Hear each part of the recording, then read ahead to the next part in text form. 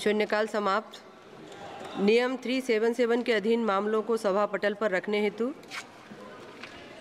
माननीय सदस्यगण, नियम 377 के अधीन मामलों को सभा पटल पर रखा जाएगा।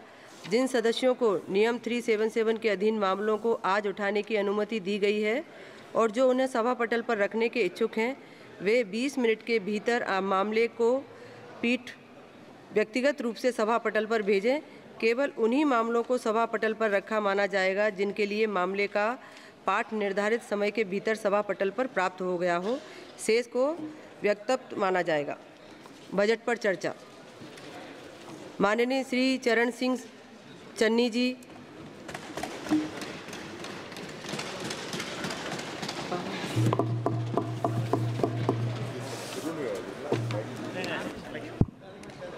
माइक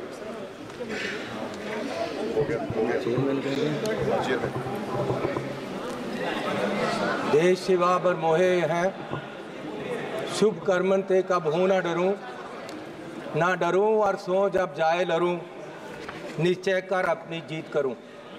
माननीय चेयरमैन, मुझे लगता है कि जो ये सरकार वाले हैं 10 साल राज करके एग्जॉस्ट हो गए और अब इनके पास कोई आइडिया नहीं बचा है और कोई सिंसियरिटी भी नहीं है। कितनी महत्वपूर्ण चर्चा देश के बजट पे हो रही है और जब से चर्चा शुरू हुई है मैं देख रहा हूँ ना प्रधानमंत्री जी, ना होम मिनिस्टर, ना फाइनेंस मिनिस्टर। आप उस तरफ देखो, उस तरफ देखो, वो खाली कुर्सियों को देखो, ये खाली कुर्सियों को देखो। मंत्री जी बैठे हुए हैं आस-पास में, ये खाली कुर्सियों को देखो। मंत्री बैठे हुए हैं, ये उनका इंतजार कर रही है कि कहाँ है हमारा फाइनेंस मिनिस्टर। ये सिंसियरिटी है इनकी मैडम। माननीय मंत्री जी बैठे हुए हैं, आप लोग थोड़ा सा शांति बना के रखिए। माननीय सदस्य बोल रहे हैं। 10% आदमी नहीं है वहाँ में।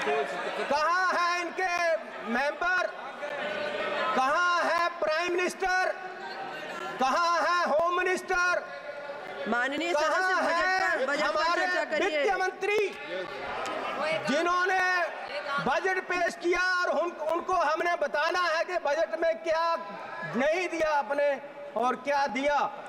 ये सिंसियरिटी है। देश पूछ रहा है, हमारे सब लोग पूछ रहे हैं कि आपकी सरकार की सिंसियरिटी क्या है। स्पीकर साहब, माननीय चेयरमैन जी, मैं जब जीत कर आया सबसे पहले मैंने माननीय श्री अंबेडकर साहब की मूर्ति पे नमन करना चाहा।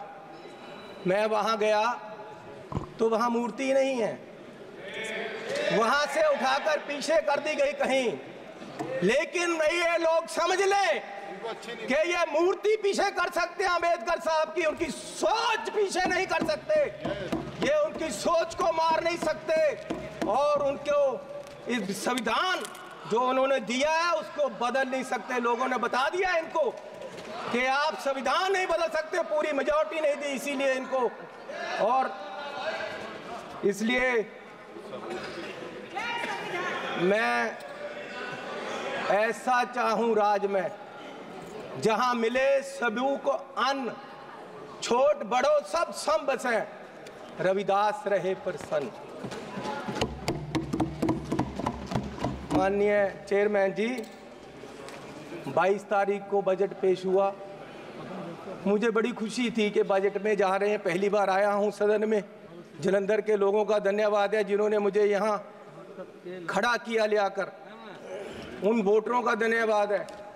मैं नए कपड़े डालकर आया कि बहुत कुछ मिलेगा आज देश में देखने को, बताने को। पंजाब में जाकर मैं और सारे एमपी हमारे प्रेस कॉन्फ्रेंस करेंगे कि देखो क्या क्या मिला। नए कपड़े मेले जैसे आया मैं। लेकिन यहाँ आकर खोदा पहाड़, लिकड़ा चूहा भी नहीं, कुछ नहीं मिला हमें।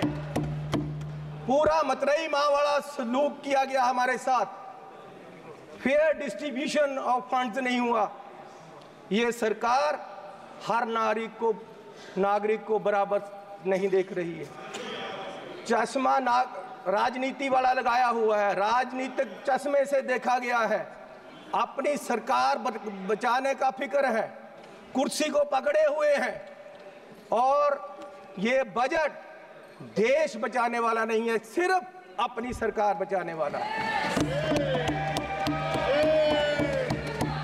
पंजाब में जो बाढ़ आई इनको दिखी नहीं।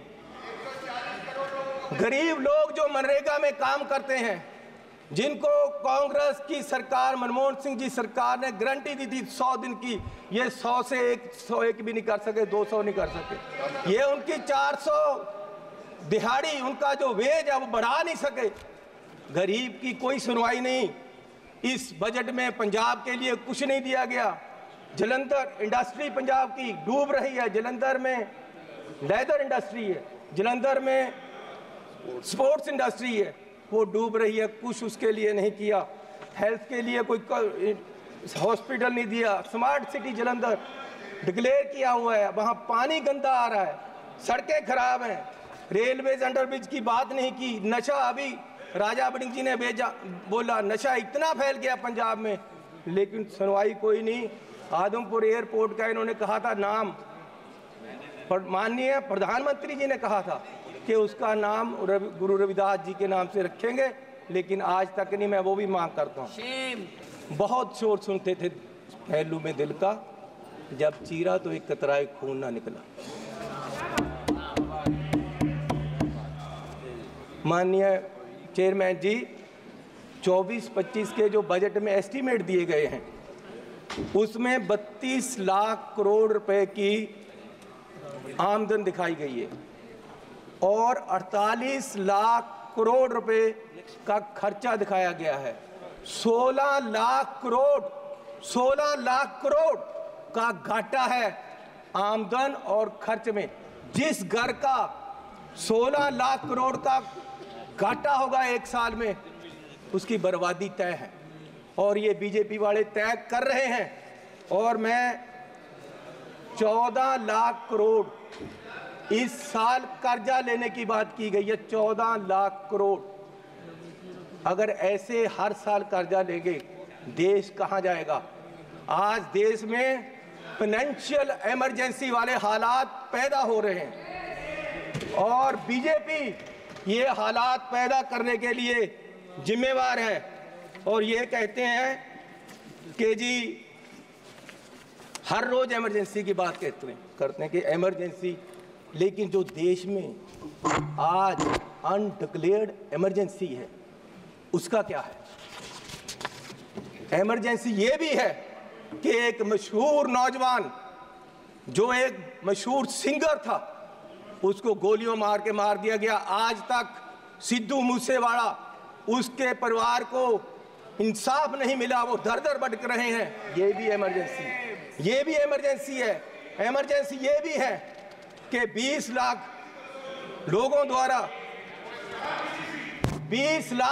द्वारा पंजाब में मेंबर पार्लियामेंट चुना गया, और वो एनएस से लगाकर अंदर रखा हुआ है। फ्रीडम ऑफ स्पीच, उसकी कंस्टिट्यूएंसी के लोगों की बात यहां नहीं रख पा रहे। ये भी इमरजेंसी है। इमरजेंसी ये भी है कि विपक्ष के व्यक्तियों को केंद्रीय एजेंसियां कार्रवाई करने के लिए छोड़ दी जाती, उनको अंदर रखा जाता है। ये भी इमरजेंसी है। इमरजेंसी ये भी है कि हजारों किसान, उनको खालिस्तानी कहा जाता है जब वो अपनी मांग रखते हैं। अरे पंजाब कोई देश की धरती नहीं है, पंजाब हमारे देश की धरती है। हरियाणा में नेशनल हाईवे को पक्का जाम कर दिया है और किसान यहाँ तक नहीं आ पा रहे, उनको मिला नहीं जा रहा। ये भी इमरजेंसी है। इमरजेंसी ये भी है,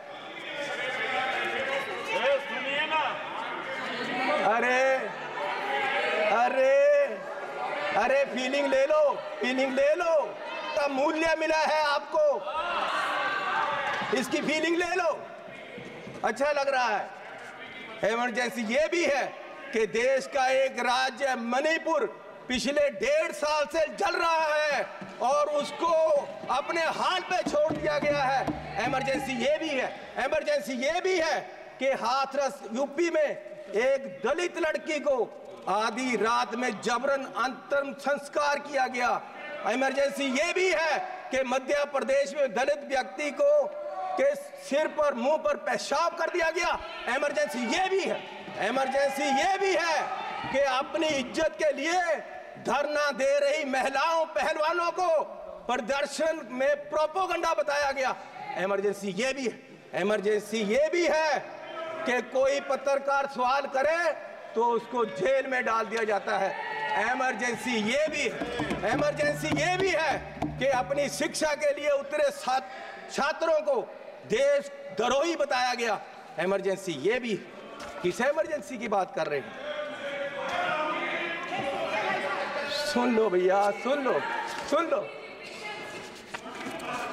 माननीय चेयरमैन जी, मैं पंजाब के एक गरीब परिवार से आता हूँ। मैं जब पैदा हुआ तो मेरी पढ़ाई सारी सरकार ने की। आज तक मैं यहाँ खड़ा हूँ तो ये कांग्रेस सरकार की रिजर्वेशन पॉलिसी और अंबेडकर साहब का दिया हुआ संविधान और जो हमें स्कॉलरशिप मिलता रहा, कांग्रेस पार्टी ने गरीबों को, बच्चों को जो स्कॉलरशिप दिया, उससे पढ़कर मैंने पीएचडी तक की पढ़ाई की है और ये देन कांग्रेस पार्टी की है। और जब बीजेपी सरकार 2014 में आई, सबसे पहले इन्होंने जो सबसे बुरा काम किया वो किया, स्कॉलरशिप में जो केंद्र का 90% हिस्सा था उसको 60-40 की रेशो पे ले आए और दलितों के पेट पे लात मारी सरकार ने।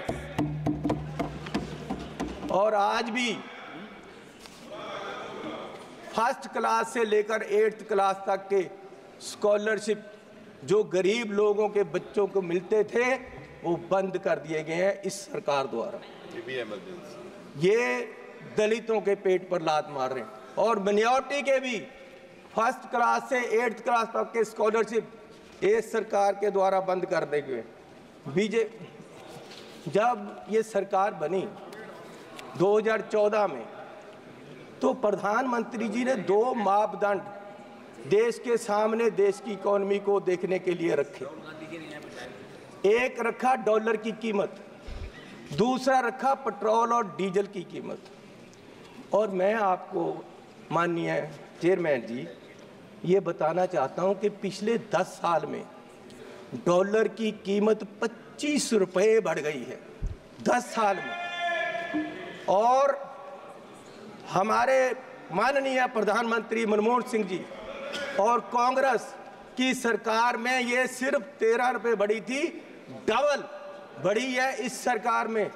और मोदी जी उस समय बोले थे 14 में जब सरकार बनी नहीं थी, डॉलर की कीमत ज़्यादा होने से जो रुपया गिरा उसके बारे में मोदी जी ने उस समय बोला था क्या कारण है कि देश का रुपया पतला होता जा रहा है, ये जवाब देना होगा आपको। देश जवाब मांग रहा है, समझ नहीं आ रहा प्रधानमंत्री जी गिर रहे हैं या रुपया गिर रहा है। कभी कभी तो लगता है कि रुपए की और सरकार के बीच कंपटीशन चल रहा है कि सरकार ज्यादा गिर रही है या रुपया ज्यादा गिर रहा है। और मोदी जी ने कहा था जिस देश का रुपया कमजोर होता है उस देश की सरकार कमजोर होती है, उस देश का प्रधानमंत्री कमजोर होता है। मैं आज कहता हूं कि आज देश का रुपया कमजोर हो रहा है, आज देश की इकोनॉमी डूब रही है। क्या देश का रुपया कमजोर हो रहा है या प्रधानमंत्री जी कमजोर हो गए हैं या देश की सरकार कमजोर हो रही है? दूसरा, पेट्रोल की कीमतें इन्होंने कहा, प्रधानमंत्री जी ने 2014 में कि पेट्रोल की कीमतें बढ़ रही हैं और मनमोहन सिंह जी को कोई फर्क नहीं पड़ रहा, देश डूब रहा है। तो पिछले 10 सालों में पेट्रोल की कीमतें 23 रुपये बढ़ गई हैं। पिछले 10 सालों में पेट्रोल की कीमत, डीजल की कीमतें 35 रुपये बढ़ गई हैं, जबकि पिछले जो मनमोहन सिंह का समय था उससे क्रूड ऑयल की कीमत $20 प्रति बैरल कम हो गई है। तो मैं पूछना चाहता हूं कि ये पेट्रोल बढ़ रहा है या आपकी कंपनियों की, आपके आमदनियों की आमदन बढ़ रही है? क्या बढ़ा रहे हो? किसको दे रहे हो देश का पैसा? कहां जा रहा है पैसा? गरीब लूटा जा रहा है। माननीय चेयरमैन जी, आप गाड़ी फुल कराने जाओ, 50 लीटर तेल डलवाओ, 2000 रुपया सरकार को चला जाता है। 4 रुपये प्रति किलोमीटर हर व्यक्ति देश का गरीब सरकार को देता है चलने का। 1 किलोमीटर चलो 4 रुपये सरकार को गए, और सरकार 14 लाख करोड़ के घाटे में बैठी है, और फिर ये कहते हैं जी बजट में बहुत कुछ मिला। मैं एक एयरपोर्ट पे गया माननीय चेयरमैन जी, तो मुझे एक आदमी आया, उसने गुलदस्ता दिया, मेरा स्वागत किया, अभिनंदन है आपका। मैंने कहा भैया आप कौन हो, मेरा अभिनंदन क्यों कर रहे? बोले जी हम अडानी जी की तरफ से आपका स्वागत कर रहे। मैंने कहा भैया आप मेरा स्वागत क्यों कर रहे हो? बोले जी अब ये एयरपोर्ट हमारा है, अब हमें इसके मालिक है, 50 साल के लिए हमने ले लिया है। तो मैंने कहा यार चलो ठीक है, आपने ले लिया, आपका धन्यवाद। मैं जहाज में चला गया, जहाज में गया, वहां फिर मुझे बुक्के मिला। वो कहते हैं जी आपका स्वागत है, हम कंपनी की तरफ से कर रहे। मैंने कहा यार इंडियन एयरलाइन का जहाज है, आप क्या कर रहे हो, आप कौन हो? बोले जी ये जहाज अब हमारी कंपनी का है, ये मोदी जी ने हमें बेच दिया है। तो मैं पूछना चाहता हूं कि क्या क्या बेचोगे, कितना बेचोगे देश को? मैं 7 एयरपोर्ट पे गया, जिनमें लखनऊ, अहमदाबाद, मैंगलोर, जयपुर, गुवाहाटी, त्रिवेंद्रम, मुंबई, ये 7 के 7 एयरपोर्ट अडानी जी की है। 50 साल के लिए उनको दे दिए गए हैं, उनका जो पुत्र है उसकी शादी में गिफ्ट कर दिए गए हैं, और हजारों करोड़ रुपए शादी पे लगा। मेरे लड़के की शादी गुरुद्वारा में हुई। सुनो सुनो सुनो माननीय चेयरमैन जी, मेरे लड़के की शादी गुरुद्वारे में हुई। आज तक पुलिस पूछ रही है कि लंगर में क्या क्या पका था, दाल कितनी लगी थी, और जो लंगर बनाने वाला उसको कितने पैसे दिए गए। आज तक 2 साल से पुलिस पूछ रही है मुझे, और इस शादी में हजारों करोड़ रुपया लगा है, और प्रधान जी बुक्के लेकर जा रहे हैं, प्रधानमंत्री जी, और उनका स्वागत कर रहे हैं। गरीब को लूटा जा रहा है, गरीब के पास खाने के लिए पैसा नहीं है, और प्रधानमंत्री जी वहां बुक्के लेकर हजारों करोड़ की शादी में जा रहे। कोई बात नहीं, क्या क्या बेचोगे? सारे एयरपोर्ट, जहाज बेच दिए। आप देश की संपत्ति के कस्टोडियन हो, मालिक नहीं हो। आप इसको बेचने की गलती मत करो, देश बर्बाद करने की मत करो। आप अपने आप को स्टेट्समैन बोलते हो, आप अपने आप को देश के बहुत बड़े खैर ख्वाह बोलते हो, और देश को बेच रहे हो। गरीब आदमी कहां जाएगा एक दिन? प्रधान सेवक जो हार समझकर पहना था गला अपना सजाने को, वो नाग बनकर बैठे हैं गला काट खाने को। माननीय चेयरमैन जी, ईस्ट इंडिया कंपनी आई, उन्होंने पहले व्यापार पे कब्जा किया, ईस्ट इंडिया कंपनी ने, और व्यापार के माध्यम से देश की सतह पे कब्जा कर लिया। इनमें और अंग्रेजों में कोई फर्क नहीं, सिर्फ कलर का फर्क है। ये भी पहले सतह पे काबज हुए, और फिर सतह के माध्यम से आज ये देश की राजनीति के माध्यम से पूरे देश के व्यापार पे अपने आदमियों का कब्जा करा रहे हैं। सदस्य कंप्लीट करें।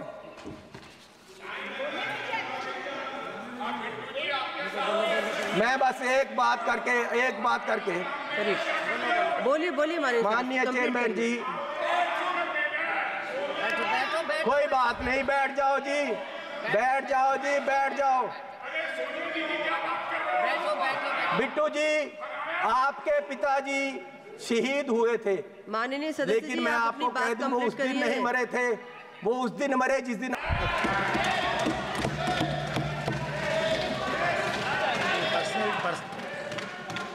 आज देश माननीय सदस्य- राहुल गांधी जी की माननीय तरफ देख सदस्य रहा से है। मैं आग्रह कर रही हूँ, माननीय पर्सनल चेयरमैन टिप्पणी न जी, करें। आप वो मुझे तंग कर रहे हैं जी, उनको बोलो बैठे।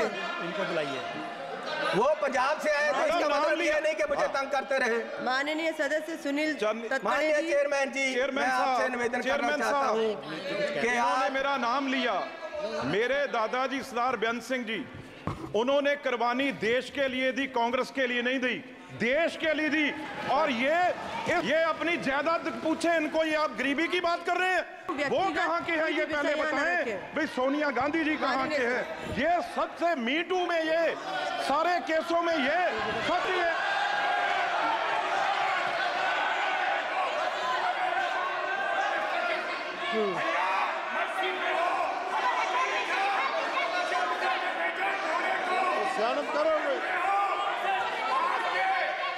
माननीय सदस्य अपनी बात कंप्लीट करें।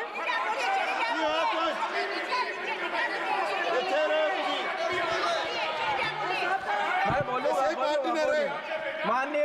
माननीय चेयरमैन जी, आपका धन्यवाद। माननीय चेयरमैन जी, बैठो राजा। अरे बोलूंगा। उसको बिठाओ, अपने आदमी बिठाओ।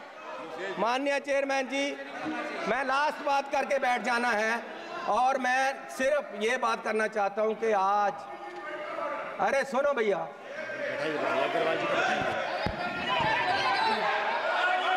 बैठ जाओ सर, बैठ जाओ। माननीय सदस्य से आग्रह कर रही हूँ। बोलूंगा।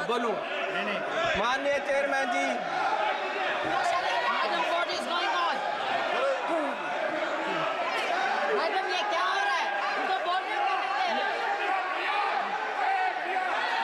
मैं माननीय सदस्य से आग्रह कर रही हूँ, आप सब अपने अपने स्थान पर बैठे। मैडम 2 बजे तक उठाइए, 2 बजे तक। सभा की कार्यवाही 2 बजे तक स्थगित की जाती है।